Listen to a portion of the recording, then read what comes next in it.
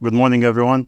Thanks, Gordon. So, in this panel, the idea is to discuss emerging technologies within cybersecurity with a focus on quantum communication.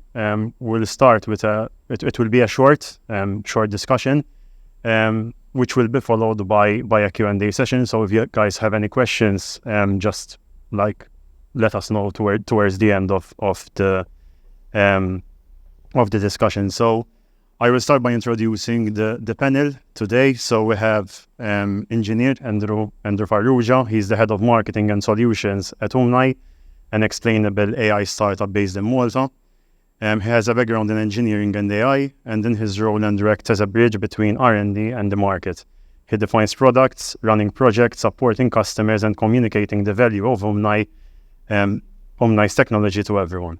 Then we have Dr. Noel Farrugia. He's the Chief Technical Officer at Merqury Cybersecurity, a startup specializing in providing quantum-safe cybersecurity solutions. He's not a quantum physicist, but a computer engineer with experience in computer networks, SDN, and evolutionary algorithms. He's combining all that knowledge in a single effort to make quantum-safe solutions available for all. Then we have Angele Giuliano. She's the managing director at AcrossLimits. She's an entrepreneur and business angel with years of experience in sectors relating to software and innovation. She raised over 200 million in European projects. She's also an evaluator and reviewer of research and innovation projects for the European Commission for over 20 years. And she's also the ambassador of the European Innovation Council. Then we have Simon Montanaro, director at Melita. He joined Melita at its inception and until recently was its chief officer for technology and B2B services. Over the years, he led the development and deployment of Melita's continually evolving technology capabilities, including cybersecurity, as well as the diversification of its service portfolios, both locally and internationally. And finally, we have Trevor Sammut. He's a senior technology architect within MDIA, has extended experience in various fields of IT, ranging from data centers, infrastructure considerations, technical architectures, regulatory affairs, and the design and social impact of innovative technologies. So, I mean, it's common knowledge even from what we've seen this morning that quantum computers are still in development, right, and not available for general use. However, both from a technical point of view and from a political point of view, there's already a lot of activity, even at EU level, around quantum safe security solutions using both QKD, quantum key distribution, and post-quantum cryptography. So what I'd like to hear even from Noel from a technical side and Angele from a political side, why now and why it's important. Thank you, Jamie. Why now? It depends on who you're speaking to and who you are asking. So as we've seen in Vanessa's slides and even Dr. Metzola mentioned, asymmetric cryptography is not backed by any proof of its security. And with the evolution of computational power, even if we assume quantum computers never be to exist, there may still come a time where high-performance computers, and this is less likely, but it's still possible, someone might develop an algorithm to break asymmetric cryptography. That is a real possibility because there's no theoretical proof of its security. And because it relies on, we know how to break it. We know how to break asymmetric cryptography. The only problem is it takes thousands of years. So we know how to do it, but it's not feasible. Quantum computers will do it in probably 2 days, 3 days. It depends on the quantum computer. So why now is because there is an attack which is known as the store now, decrypt later attack. So all the current internet traffic is encrypted through asymmetric cryptography. So a large entity, most probably it will be a government, but any large entity can do it, can store data now and wait until such a time where it can decrypt it. And we know that there is data that is sensitive even in 10, 20, even 8 years' time. So, for example, if you say health records, if you have a child that is born today, he will live at least, pessimistically, 50 years, 60. probably 8 years. So you need to protect that data for at least 8 years. Then there is governmental data. So the communication with the EU Malta is having right now will probably be still sensitive in 20, 30 years' time. We're seeing right now that World War II documents are just now being declassified, and not all of them. So time is a problem. So if you're an entity, there's also financial institutions that says, so if you're an entity where your data must be protected at all costs for 20, 30 years' time, then you need to start thinking about quantum safe solutions now. If it's not that sensitive, your data only needs to live for 1 year at least, I would still suggest start looking at it now so that you're prepared for at least deploying post-quantum cryptography. Because post-quantum cryptography is a software-only solution, so it's much easier to deploy than QKD, but it also doesn't have any theoretical proof. So PQC suffers from the same disadvantages as the current asymmetric, in the sense that we know with our present knowledge that PQC, quantum computers, shouldn't be able to break post-quantum cryptography, but it's not proven. So there's no proof. So the quantum computer of 20 years' time may break PQC. But it's much cheaper because it's just software. Quantum key distribution requires hardware, so you need to buy hardware like we saw with LuxQuanta, and you need to have the infrastructure, either through fiber or through satellite. So it is a very costly exercise, but as far as we know today, it is the only provably secure system which we as humans have come up with. Yeah, from a political perspective, I think why now is because Europe has finally realized that we've missed the boat on several technological revolutions. I mean, most of the big companies out there are either American or Chinese, and where are we in Europe? So it's a bit of a European paradox, because the issue is that we're very great at doing research in Europe, but we're horrible at commercializing it. And also we're kind of getting fed up of being like the supermarket for the United States, where we create the products and then a nice VC comes along and thank you very much, I'm going to buy a little bit of that. And also I think we're being a little bit shaken by the geopolitical situations, what happened in COVID, where we figured out, and now with the wars, we cannot depend on anybody around us, we have to depend on ourselves. And this is why the EU is pushing now, finally, you might say, certain deep tech areas. I mean, we have areas in deep tech where we are still leading, but it's not a lot. We're leading still in clean tech and in advanced materials. But in quantum, we still haven't totally lost the race. So therefore, we need to push.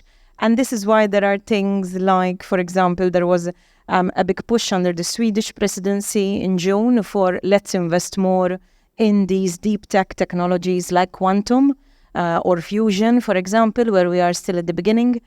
And there's like the quantum flagship, the LuxQuanta lady mentioned it as well, where they're trying to push like 1 billion euros, which if you ask me, it's still definitely not enough by any stretch of imagination. But that it is the answer to why now, because otherwise it's too late. Thank you.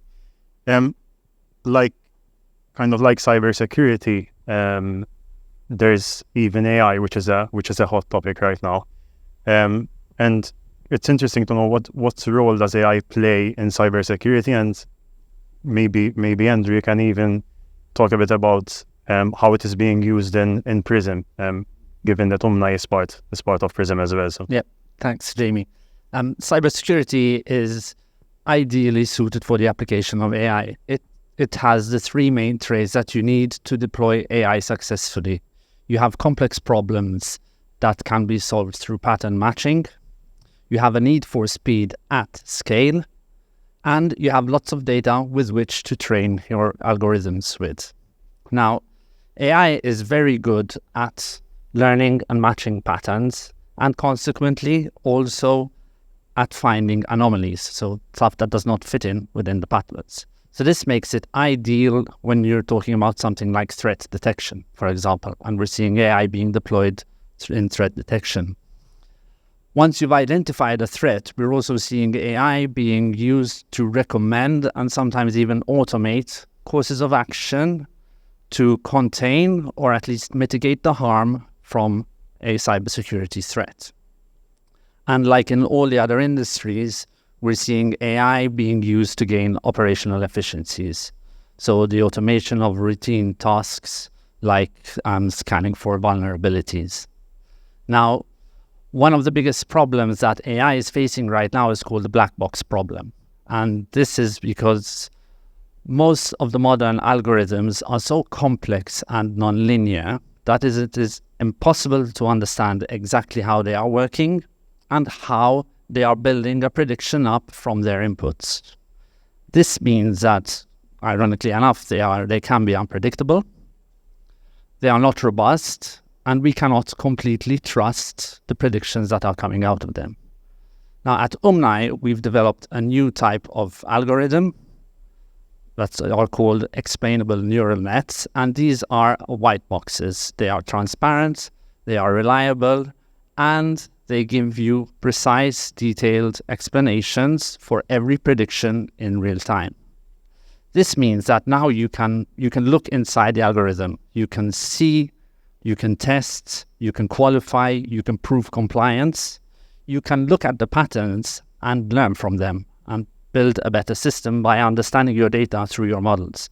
And you can also analyze every single prediction that comes out of it to determine whether it's fit for purpose, and if it isn't, you can act upon it before it causes any harm. Now, within the PRISM project, we're deploying AI from a more an operational setting on the routing of the quantum keys. We have two models.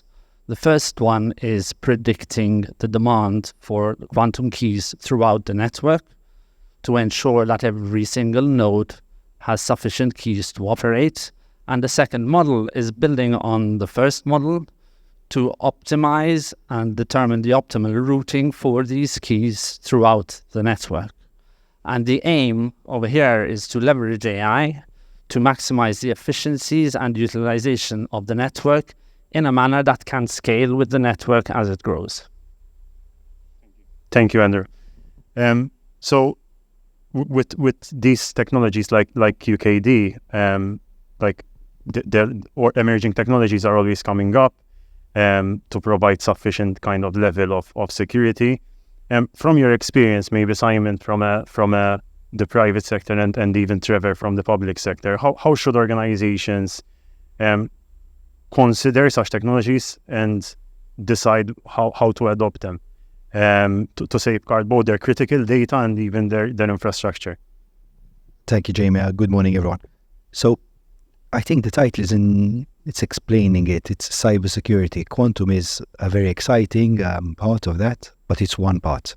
There are many parts, and the more time passes, the more angles there are on cybersecurity, the more threats, the more varied the threat. And from an organizational point of view, typically it's about the weakest link, which is why I would reference what the Lux Quanta CEO said earlier about standardization and those changes that are upcoming, be they DORA, the financial world, NIST in the North American, ISO here, and ESA, all that alphabet soup of different legislation, standardization, etc., is what will actually make this work and what will actually provide coherent, consistent benefits to organizations.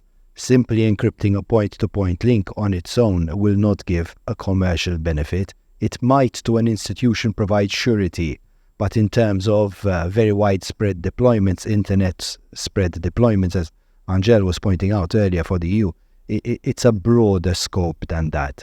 And then probably that is something that Andre will be talking to us about and how that would develop. But I think the most important thing today when you're looking at new technologies is that they have to live side by side with existing technologies. And my background is in the telco world. And obviously in the telco world, it's it's very expensive to set up a network, especially in capital terms. So you want to make the most of that network. So standardization allows you, and the further you can take that equipment, the more you can use it. For example, an existing fiber network, then the more value you will deliver to your customers.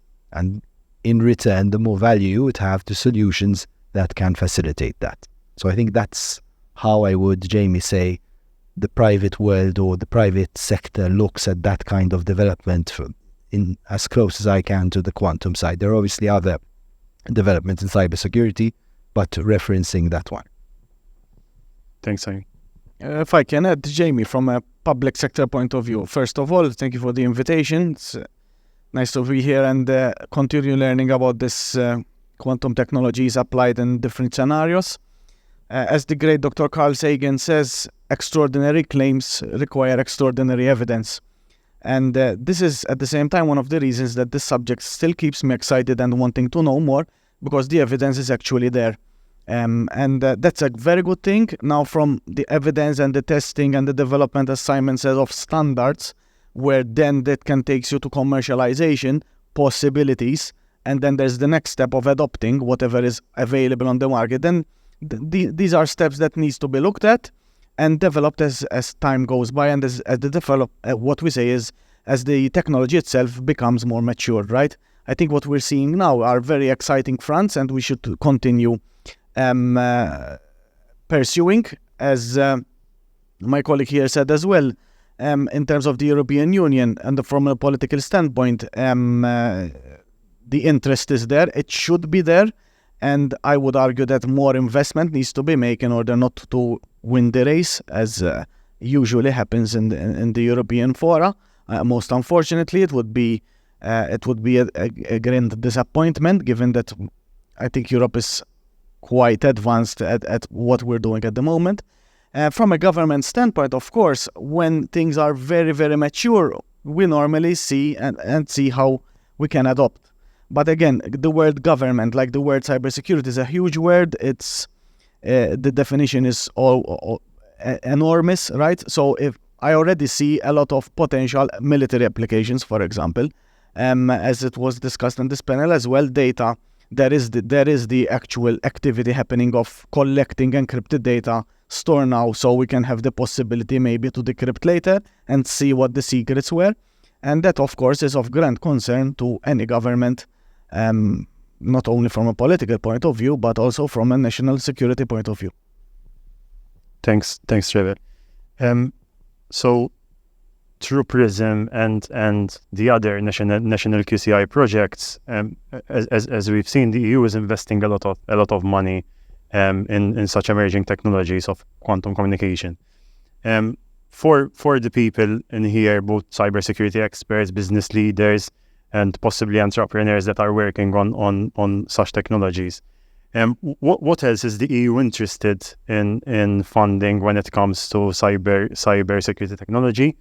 And how can companies and people find support? Maybe Angele, you can start a bit with the EU side, and Trevor, from the MDIA background, you can share what is there for as support for people.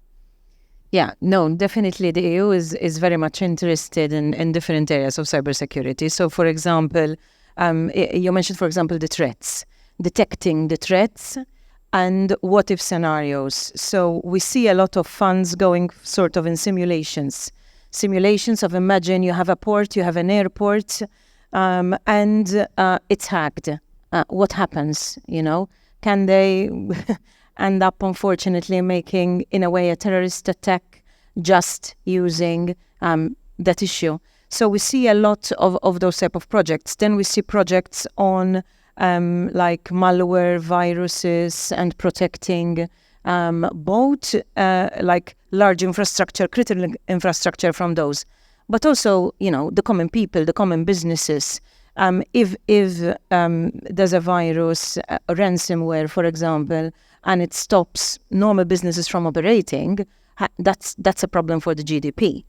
Then social engineering threats, because unfortunately we have different parts of the population, like the elderly or children, who are more vulnerable, And nowadays with AI, they can, fake the voice of your daughter, for example, that calls you and starts asking you questions.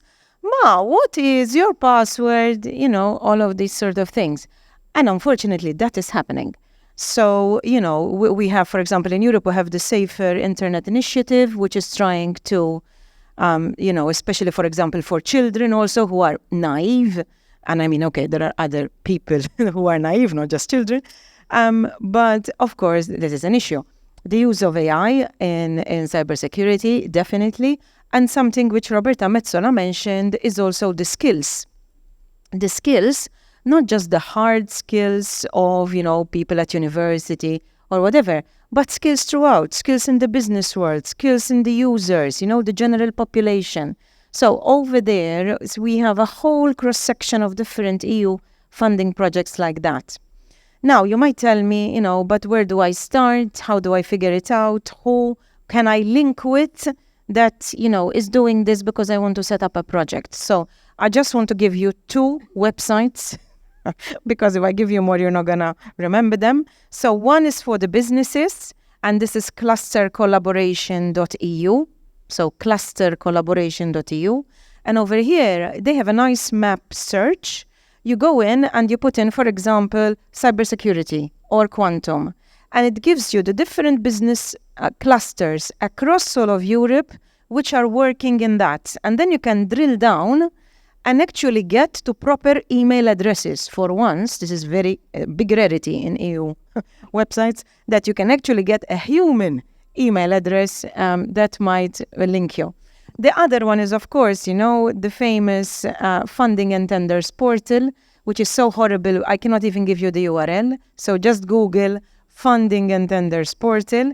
And they have a very hidden section where you can find partners. So it is like how to collaborate. You go in, you find partners, and then you choose if you want people or organizations.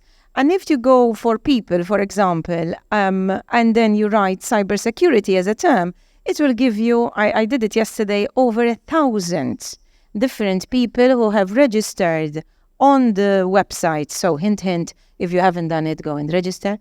And again, here, wonder of wonders, you find their email address.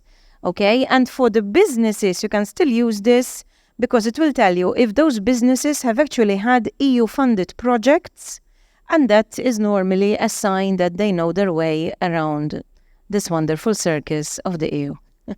So that was it from that side. This is a quick word on MDIA initiatives that you asked me about. As the Malta Digital Innovation Authority, we are fully aware that for innovation to happen, and innovation is again a very large philosophical word, it depends a lot on research, and we are very supportive on the research side as well. And we are well aware that in research you often try 10 things, and if one sticks onto something, then you have been very successful, and that is a good thing. One should not be disheartened by this fact, because it's when you're doing research of this kind, especially, you're at the forefront of pushing the boundary forward of human inventions, right? Human innovation. So I will mention 2 initiatives at the Malta Digital Innovation Authority. At MDIA, we have an applied research fund called MARG, M-A-A-R-G. It's the MDIA AI Applied Research Grant, and the idea here is to fund projects up to 40K per project at the moment, where AI is being implemented in a very innovative way. It's pushing the boundary forward from an existing limitation to somewhere new, somewhere else, right? So that's one of the programs that we have active at the moment. And of course, the grant project that we are working on is the D-Hub MT, which is the European Digital Innovation Hub for Malta, where we plan to house several labs, including electronics engineering lab to focus on IoT area, on 3D modeling as well, and on 3D printers, so you can have the actual product as well to experiment with and develop further.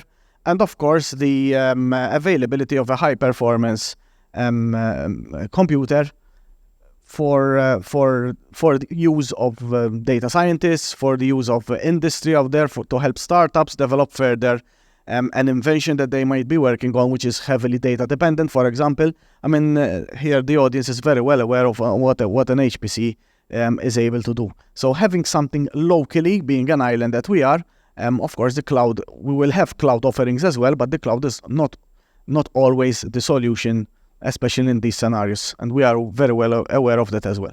So these are just two initiatives at MDIA. Thanks, Trevor. Any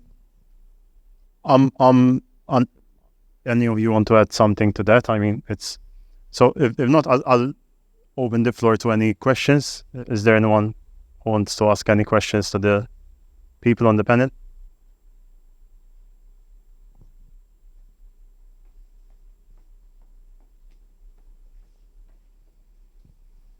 Hi, thank you. So, are there any indications of timelines in terms of basically when we will not have the possibility of encrypting as we are encrypting now? Like, I don't know, 20 years time, we need to have this all over the place. Otherwise, all our data is basically not safe, just to put it in simple terms. Depends. I have no idea what Andre was saying. It's that probably he will cover the point. Okay. Just a quick 2-second answer is, if you're super paranoid, and the military the military doesn't use asymmetric encryption. So if you're paranoid, stop using asymmetric encryption now, because the attacks probably are happening already. If you don't have anything to hide, not personal company, then yes, you can use asymmetric. The safest option would be to combine classical, let's not use the word classical, non-quantum asymmetric, so RSA, with a post-quantum cryptography. So Vanessa mentioned AWS. For example, the AWS offers the option of non-quantum, asymmetric, and quantum. So that way, you have another fail-safe. Just another one. So my company, 56-bit, we are AWS Advanced Partners, and we are system integrators. So for AWS, work with a lot of banks, financial institutions, etc. What could we do as system integrators to help this process, to upskill, to bring awareness to this, to our customers, obviously, but also, in general, internally as well? Yes. So in terms of quantum, in general, this is one of the aims of PRISM. So the fact that you're here is the first step. So then you can talk to your colleagues, your company, that say, listen, there are solutions. Now, with regards to if you're using the cloud, QKD isn't that much of an option at the moment because you need the physical infrastructure. If, for example, they have data centers which are locally and they would like to experiment with QKD, then I would love it if you can speak to us as a PRISM, because that is one of our aims, to make people aware, come, see the devices, see how it works. It will be running, we have a deadline at the end of January next year, where we have a link, etc. So you can actually see how QKD looks, how it works, and the requirements. And so if you're interested in that, please feel free to reach out. Thank you. Anyone else?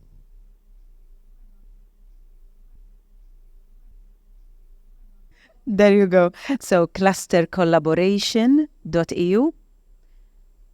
Okay. And the other one, funding and tenders portal. And I'm sorry, the EU is wonderful at inventing horrible URLs. But but if you Google funding and tenders portal, is the only one which comes up. Okay.